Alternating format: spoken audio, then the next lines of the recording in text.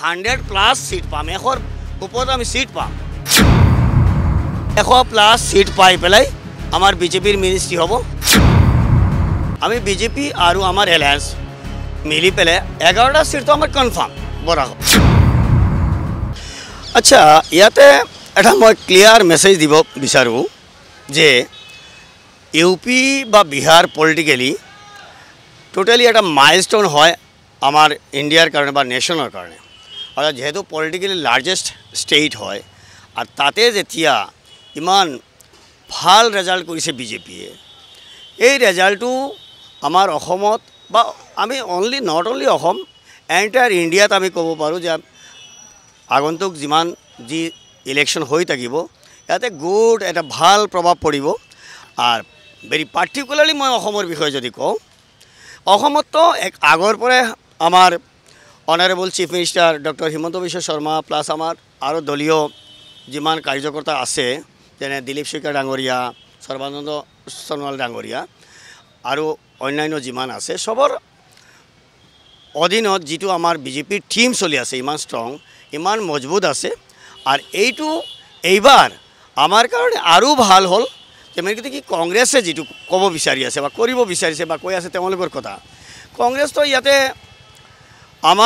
আমাৰ যিটো মোৰ যিটো যে অভিমত যিটো ইয়াতে মই এইটো ক'ব বিচাৰিছোঁ যে কংগ্ৰেছ ইয়াতে একো কৰিব লগা নাই। কাৰণ 2026 যিটো ইলেকশ্যন হ'ব, আপোনাক মই দৃঢ়তাৰে ক'ব পাৰোঁ আমি মোটামুটি 100+ সিট পাম আৰু 100+ সিট পাম আৰু আমি এককভাৱে অসমত আমি বিজেপি গভৰ্ণমেণ্ট। এইটো বিষয়ে মই আপোনাক কওঁ, বৰাকৰ বিষয়ে মোৰ কনচেপ্টটো বহুত ক্লিয়াৰ। যিহেতু মই শ্ৰীভূমি ডিষ্ট্ৰিক্টৰ পাতাৰকান্দি কনষ্টিটুৱেঞ্চিৰ এজন মানুহ হওঁ, তো বৰাকত টোটেলি 13টা সিটৰ ভিতৰত, বৰাকৰ টোটেলি 13টা সিটৰ ভিতৰত আমি বিজেপি আৰু আমাৰ এলায়েন্স মিলি পেলাই 11টা সিটটো আমাৰ কনফাৰ্ম বৰাকত। তাৰ বেছি প্লাছ মাইনাছ হ'লে আৰু দুটাও আহি যাব পাৰে, কিন্তু 11টাটো ক্লিয়াৰ। য়েছ, ইয়াতে মানে আমাৰ দলীয় ঊৰ্ধ্বতন কৰ্তৃপক্ষ যে তেওঁলোকে মানে কিছু নিউ ফেজ বা ধৰক মানে কেণ্ডিডেট চিলেকশ্যনত তেওঁলোকে ইমান বিচক্ষণ জানা হয়, এক্সপিৰিয়েঞ্চ থকা হয়, চবে জানি বুজি মানে ভাল কেণ্ডিডেট বুজি পেলাই দিব কনষ্টিটিউৱেঞ্চি ৱাইজ। কিন্তু মানে প্ৰপাৰলি যদি আমাৰ চিলেকশ্যন হয় 11টা সিট বিজেপিত কনফাৰ্ম আৰু ভাগ্য ভাল থাকিলে আৰু এটা পাই যাম। এইটো সঁচা কথা ক'বলৈ হ'লে এইটো আমি এনেকৈ ক'ম, এইটো অনলি ওপৰতে শক্তিশালী কৈ আছে বা শক্তিশালী কৈ আছে, কিন্তু গ্ৰাউণ্ডত আমি যে অলপমান আগতে মই ক্লিয়াৰ কৰিলোঁ যে আমি 100+ সিট পাম, 100ৰ ওপৰত আমি সিট পাম। যদি তেওঁৰ ইমান বেটিটো মজবুত থাকিলহেঁতেন তেতিয়া আমি এইটো ক'ব নোৱাৰোঁ, এইটো আমি ক'ব নোৱাৰিলোঁ হয়। চ' কোনো বেটি কোনো ছিষ্টেমেটিক মানে তেওঁলোকৰ সাংগঠনিক কোনো মানে ইমান এটা হেৰি নাই, আৰু যাৰ কাৰণে ভিতৰে এনে ওপৰত তেওঁলোকে কৈ আছে।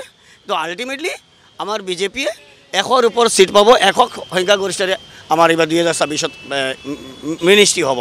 অৰিজিনেলি অসমৰ যিবোৰ খিলঞ্জীয়া মুছলমান মানুহ আছে বা স্থায়ী মানুহ আছে, যিবোৰ মানে ধৰক বাংলাদেশী নহয়, অবৈধ নহয়, বাংলাদেশী নহয়, অবৈধ নহয়, অবৈধ যিবোৰ মুছলমান নহয়, তেওঁলোকে কোনোদিনো নিবিচাৰে যে মানে কি অবৈধটো ইয়াতে থাকক।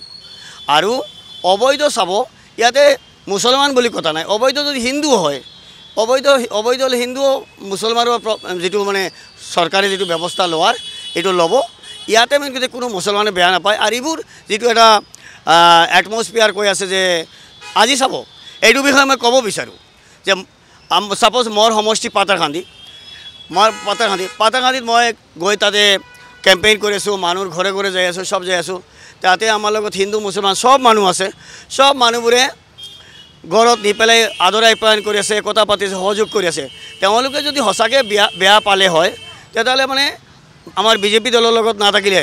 বৰং মই কিছুমান এৰিয়াত গৈ ইমান শুনি আছোঁ যে বিজেপিয়ে দলে আমাৰ যিটো সবকা সাথ সবকা বিকাশ সবকা বিশ্বাস এই ফৰ্মুলাতে আগবাঢ়ি পেলাই আনকি কোনো মুছলমান মানুহ আমাৰ এৰিয়াত মানে কোনো যেটো আমাৰ ৰাজনৈতিক অধিকাৰ হওক বা ফেসিলিটি হওক তাৰ তাই কোনো বঞ্চিত হোৱা নাই।